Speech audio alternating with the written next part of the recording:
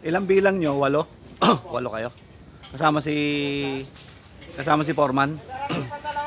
Ha? 10 lahat kasama si kasama si Foreman. 11 kasama si Foreman.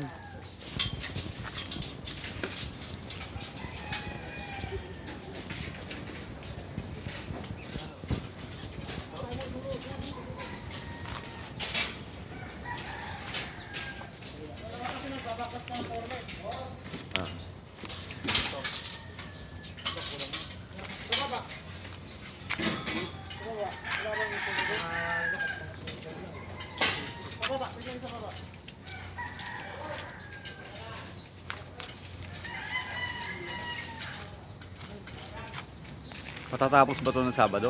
Malabo. Na mabuhusan. Hindi, pipilitin ka ito mabuhusan ngayon. Ngayon lang ng Biyernes. Biyernes. Pipilitin ko kasi Biyernes yung tayo. Ikaw ba yung ano, contractor?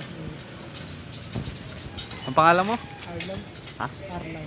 Arlan. Ikaw yung kaibigan ni Jun o ni La Joey? Iba na. Ay, iba na? Iba na to. Pinipilit ko matapos na ng Biyernes.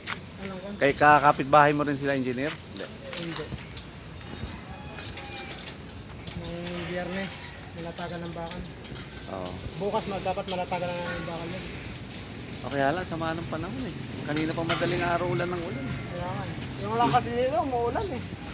Oo. Inaabot na kasi ng ano to eh. Kasi dapat to tapos na. Eh sila Joey kasi hindi pumasok na eh.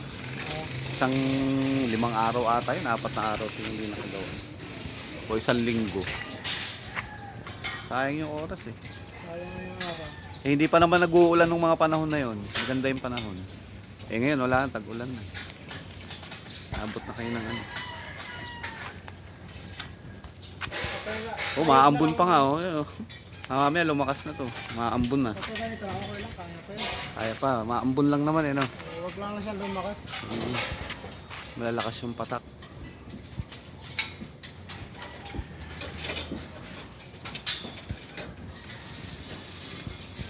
Sigipan mo pre ah.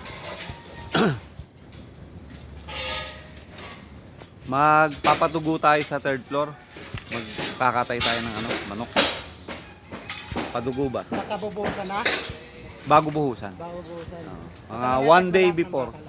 Ha? Hindi, baka kasi Friday yata darating yung buhos nila. Ah, Friday ba? Oo. In order na nila engineer? Friday naka-schedule eh. Pre-order kasi yun, oo. Schedule yun. Ilan truck daw? Hindi ko lang po sure. Kasi ito 5 to eh. 5 tong naano nila rito eh. Pinipilit ko matapos tapos yung paglalatag. Oo. Mabilisan na naman bakalan yun eh. Sa forma lang kasi nagtatagal kasi nagbabaklas pa sa baba.